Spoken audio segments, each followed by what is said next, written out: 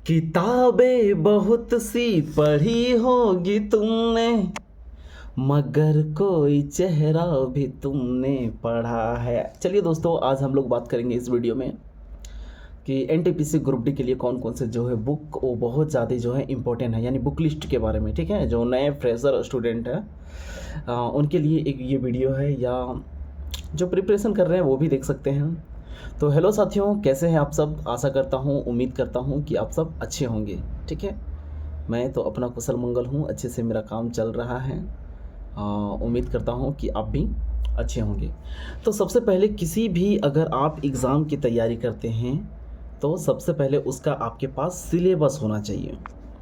जहाँ पे आप पढ़ते हैं, जो आपका टेबल है उसके जस्ट आगे फ्रंट में मैप लगाए होंगे या और भी कुछ होगा, रूटीन होगा, तो वहीं पे जो है उसका सिलेबस चिपका दीजिए। ठीक है, कि हमको किस सब्जेक्ट का कितना क्या क्या पढ़ना है। ठीक है, इससे क्लियर हो जाएगा कि आपका क्या बाकी है और क्या पढ़ना है। एग्ज़ाम में सबसे इम्पोर्टेंट चीज़ होता है कि हमें क्या छोड़ना चाहिए और हमें क्या पढ़ना चाहिए। अगर ये चीज़ आप जान गए हैं, एग्ज़ाम ओरिएंटेड चीज़ों को पढ़ना जिस दिन से आपने शुरू किया, तो आपके एग्ज़ाम में जो है अच्छे मार्क्स आना शुरू हो जाएंगे। ठीक है, तो शुरू करते हैं बुक लिस्ट के बारे में, क्योंकि मैंने पहले ही बताया कि इस वीडियो में हम लोग जो है एनटीपीसी या रेलवे ग्रुप डी की जो तैयारी करते हैं उनके बुक लिस्ट के बारे में हम लोग जानेंगे कि जो फ्रेशर स्टूडेंट है कौन सी किताब परचेज़ करें और कैसे जो है अपनी तैयारी को जो है सीढ़ी के पहले पड़ाव से जो है उसके सिलेक्शन के अंतिम चरण तक लेके जाएं। और इन सब के लिए बहुत ज़रूरी जो चीज़ें हैं, इन सब के ऊपर हम लोग बात करेंगे।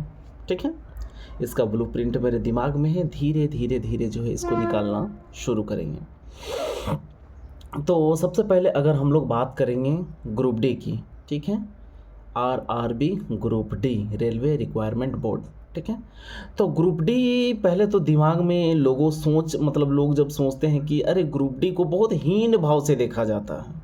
ठीक है, कि यार ग्रुप डी में, और गांव के लोग तो ऐसे ही ग्रुप डी को हीन भाव से, हीनता की नज़र से देखते हैं। पर उन्हें पता नहीं है कि यहाँ पे जो है ग्रुप डी में सिर्फ ना जाने 12, 13, 14, 15, पिछले बार तो 17 पोस्ट था। ठीक है, अभी कुछ पोस्ट जो है बहुत जगह हॉस्पिटल असिस्टेंट को जो है हटा दिया गया है, तो अभी कुछ कम हो गए हैं। फिर भी जो है दोस्तों इसमें बहुत प्रकार के सीट है ना। जैसे डिपार्टमेंट की अगर हम लोग बात करें तो ऑपरेटिंग डिपार्टमेंट, ठीक है, सिग्नल हो जाता है, टेलीकॉम हो जाता है, इंजीनियरिंग हो जाता है, इलेक्ट्रिक हो जाता है, लोको शेड होता है, लोको शेड में डीजल इलेक्ट्रिक दोनों हो जाता है, वर्कशॉप होता है। ठीक है, और इन सब के जो है अपने अपने अलग अलग जो है काम होते हैं। जैसे मान लीजिए कि जो सिग्नल डिपार्टमेंट है वो सिग्नल रिलेटेड जो है वर्क जो है देखता है कि कहीं अगर सिग्नल का जो ड्यूटी होता है वो 24 घंटे की होती है। याद रखिएगा, जब भी सिग्नल जो है फेलवर कभी भी होगा तो उनको जो है अटेंड करना पड़ेगा, चाहे वो रात के 3 बज रहे हों, 4 बज रहे हों, 12 बज रहे हों, इससे कोई भी मतलब नहीं है। ठीक है, तो सिग्नल जो है वो अपना डिपार्टमेंट देखता है, वैसे ही ऑपरेटिंग जो है वो अपना डिपार्टमेंट देखता है। ऑपरेटिंग का जनरली, जैसे हम लोग ऑपरेटिंग के हैं, तो ऑपरेटिंग में क्या रहता है कि संटिंग का काम होता है। ठीक है, पावर को कट करना, उसको घुमाना, आगे से पीछे लगाना, संटिंग करना, पॉइंट को देखना।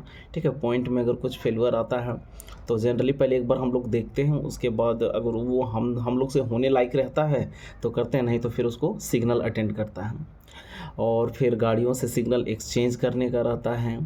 और हम लोग हमेशा जो है स्टेशन मास्टर के साथ, एक तरह से कहा जाए तो स्टेशन मास्टर का असिस्टेंट के रूप में हम लोग काम करते हैं, हमेशा उनके साथ जो है अवेलेबल रहते हैं। हम लोग का ड्रेस जो होता है वो ग्रे कलर का शर्ट और ग्रे कलर का पैंट भी होता है। तो ये सब हम लोग बाद में और भी वीडियोज़ में बात करेंगे, फ़िलहाल हम लोग बुक की बात करते हैं। ठीक है, तो सबसे पहले अगर हम लोग ग्रुप डी में जाने तो मैथ, रीजनिंग, जीके और साइंस पूछा जाना है।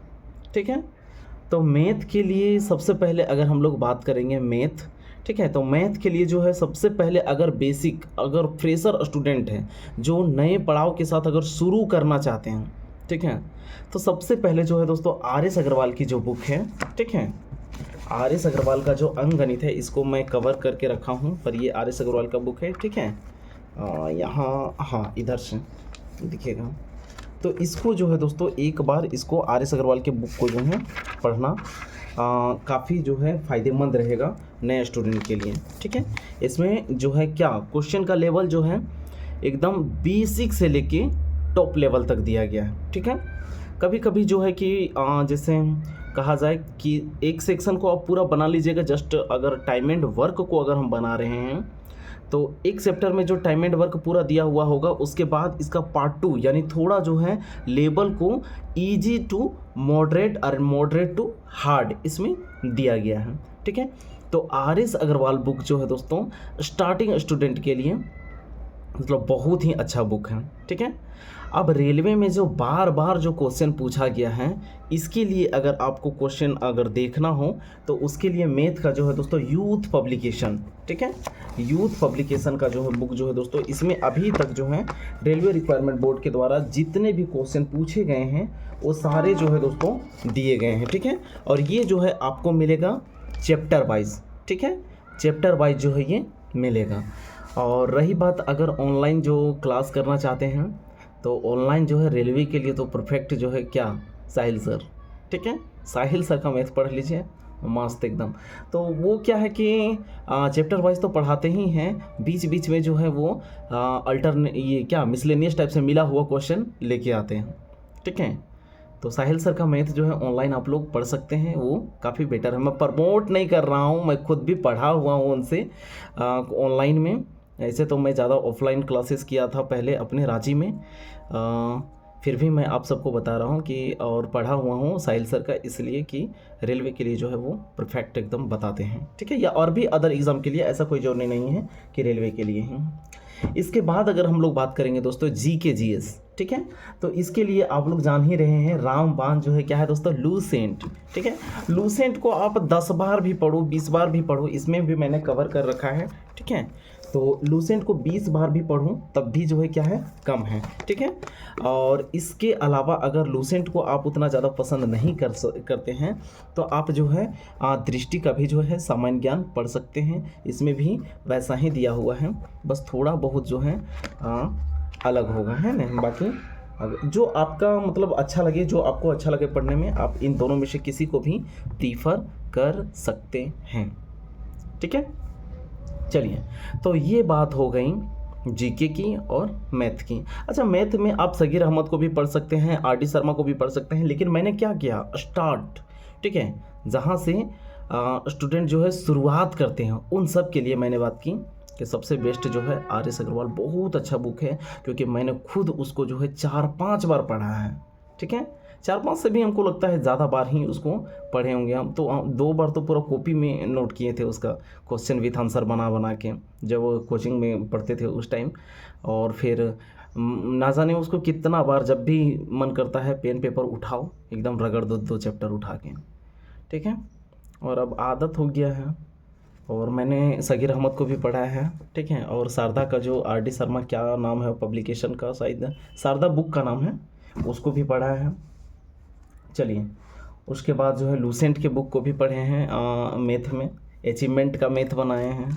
चलिए, इसके बाद अगर हम लोग बात करेंगे साइंस की, ठीक है, तो साइंस में जो है दोस्तों पहले तो आप लूसेंट में एक बार जो है साइंस पढ़ लेंगे। अब डीप अगर पूरा बुक को पढ़ने की बात है तो SK झा सर, ठीक है, पटना वाले जो SK झा सर हैं, इनका जो बुक है, अभी बाद में जो बुक आया है उसका जो है मोटाई बढ़ गया है, क्योंकि उसमें जो है पूछे गए क्वेश्चन को ऐड किया गया है, चैप्टर में बढ़ाया, वैसा चैप्टर में कुछ छेड़छाड़ नहीं की गई है, जो चैप्टर है वही है, लेकिन क्वेश्चंस का जो है वो संख्या को बढ़ा दिया गया है। जो लेटेस्ट में जो है TCS के द्वारा पूछा गया जो क्वेश्चन है उन क्वेश्चनों को ज़्यादा उसमें ऐड कर दिया गया है।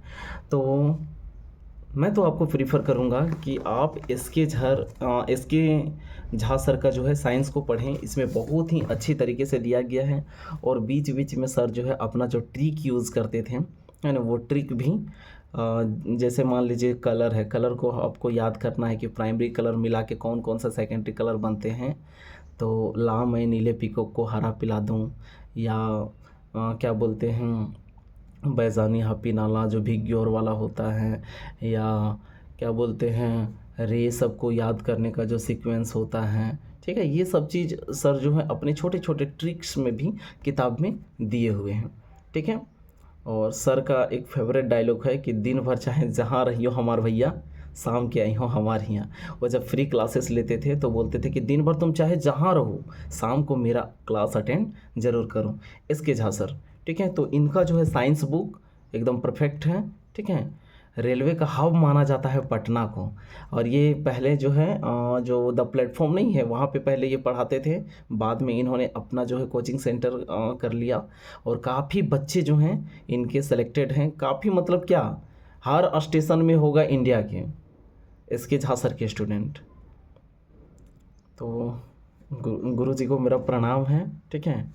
और हम भी उनके क्लास जो है ऑनलाइन किए हुए हैं इसके झांसर का। तो हाँ, अगर आपको अच्छा लगे एक बार इस बुक को ज़रूर पढ़िएगा, ठीक है। तो मैथ हो गया, जीके हो गया और साइंस हो गया, ठीक है। चलिए इसके बाद जो है दोस्तों हम लोग बात करेंगे रीजनिंग की।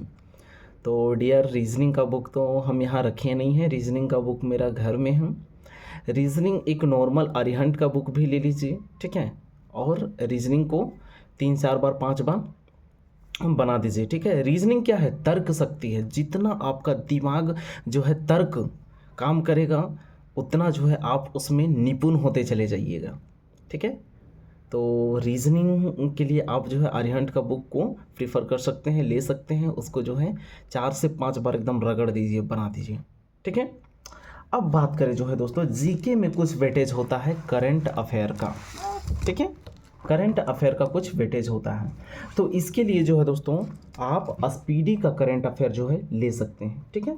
अब स्पीडी का करंट अफेयर अगर आप लेते हैं ये वार्षिक होता है, ठीक है। वार्षिकांक ये आती हैं, जैसे ये मेरा जो है ये अप्रैल 2024 से लेके 1 मार्च तक है, ठीक है। तो इसको पढ़ने का एक तरीका होता है दोस्तों, ये मुझे भी नहीं पता था। जब मैं रांची से यहाँ पे आया, मेरे कुछ बिहार के दोस्त हैं, मैं उससे बहुत ज़्यादा प्रभावित हुआ। तो वो क्या है कि हर महीने इसको लेता था, हर महीने। और जब से मैं उसके करीब आया, मैंने उसके इस चीज़ को फॉलो किया और हर महीने मैंने भी इसे लेना शुरू किया। तो इससे बहुत फ़ायदा मिलता है। हर महीने इस पूरी किताब को तो पढ़ के आप ख़त्म कर नहीं सकते हैं, लेकिन एक काम कर सकते हैं, इसमें ज़्यादा चेंजेस नहीं होते हैं। क्यों? क्योंकि जनवरी के जो करंट अफेयर हैं वो जनवरी के तो रहेंगे ही, लेकिन अगले महीना जिसे हम फरवरी आता है तो वो फरवरी का जो है यहाँ पे क्या हो जाता है, बढ़ जाता है। तो पूरे महीना का तो हम पहले से पढ़े हुए रहते हैं। जो नया महीना ऐड होता है, जहाँ से मान लीजिए 1 फरवरी से ऐड हुआ, तो 1 फरवरी से जो है पूरे फरवरी महीना का पढ़ लेंगे। नेक्स्ट जब मार्च आएगा तो मार्च को पढ़ लेंगे। मार्च के बाद अप्रैल आएगा, अप्रैल को पढ़ लेंगे। रही बात, अब मान लीजिए मंत्रिपरिषद है, कैबिनेट का, वो तो जल्दी बदलता नहीं है। सीएम हो गए, राज्यपाल हो गए, कुछ नियुक्तियां हो गई, वो कुछ कुछ कुछ बदलता है, ठीक है।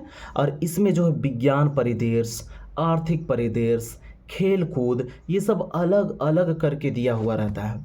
तो खेल में भी बहुत ज़्यादा चेंजेस नहीं होते हैं। महीना में 2-4 इवेंट, 5 इवेंट, 6 इवेंट, ऐसे कुछ कुछ। अभी जैसे कि हाल ही में चैंपियन ट्रॉफी हुआ, ठीक है। तो चैंपियन ट्रॉफी के जो क्वेश्चन बन के आएंगे वो अगले महीना छप के आएगा, ठीक है। तो इन नए चीज़ों को जो है सिर्फ पढ़ना है, ठीक है। बाकी पुराना जो चीज़ है वो तो आपका पढ़ा हुआ है, तो उसको क्या करना है, स्पीड में रिवीजन करना है, ठीक है। उसको जो है फास्ट फास्ट पढ़ लेना है, ठीक है। तो इस तरह के जो है स्पीडी को जो है आप जो है हर महीने ले सकते हैं, ठीक है। प्रत्येक महीना के स्पीडी को। अब भाई पढ़ाई करना है तो थोड़ा बहुत तो आपको इन्वेस्टमेंट करना पड़ेगा। 100-50 रुपये की आपको सोचना नहीं पड़ेगा। अब आप चाहते हैं कि हम मूर्ति बनाएं और पत्थर को तोड़ना ना पड़े, तो ये पॉसिबल नहीं है, ठीक है। उसमें पत्थर को तोड़ना ही पड़ेगा, मारना पड़ेगा, छेनी हथौड़ी से उसको आकार देना पड़ेगा। तो अगर आप पढ़ रहे हैं तो थोड़ा एफर्ट लगाना पड़ेगा, थोड़ा आर्थिक, थोड़ा मानसिक, थोड़ा शारीरिक आपको खर्च करना पड़ेगा। और इसी का जो है आपको परिणाम मिलेगा रिजल्ट के तौर पे, ठीक है। अब सबसे इम्पोर्टेंट चीज़ जो हम लोग इस वीडियो में बात करेंगे वो होता है टेस्ट पेपर, ठीक है। तो अभी तो हम लोगों ने अभी फॉर्म भरा है, ठीक है। तो फॉर्म भरने के कुछ दिनों के बाद एक नोटिस आएगा जिसमें ये बताया जाएगा कि किन के फॉर्म को सिलेक्ट किया गया है और किन के फॉर्म को रिजेक्ट किया गया है।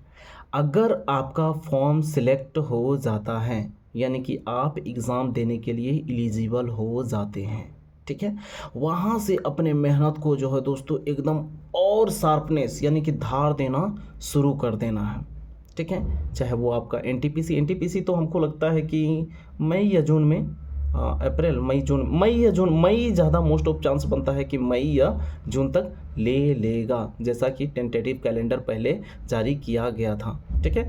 एनटीपीसी की हम लोग एक अगले वीडियो में बात कर लेंगे। फ़िलहाल जो है काफ़ी 15-16 मिनट हो गया वीडियो का, तो अभी फ़िलहाल इसकी बात करते हैं, ग्रुप डी की बात करते हैं। तो टेस्ट पेपर जो है दोस्तों स्टार्टिंग में कोशिश कीजिएगा कि सप्ताह में जो है 2 से 3 सेट, ठीक है, 2 से 3 सेट। अगर आप सुबह मार रहे हैं तो 90 मिनट का अगर आपका सेट पेपर है तो आप पहले तो उसको अच्छे से बनाइए, अच्छे से अटेम्प्ट कीजिए, कोशिश कीजिए कि आप जो है ऑनलाइन अगर सिस्टम में हो पाता है, लैपटॉप माउस वगैरह अच्छे से, क्योंकि वहाँ तो भाई वैसे ही देना है, लेकिन अगर पॉसिबल नहीं है आप मोबाइल में दे सकते हैं ऑनलाइन टेस्ट।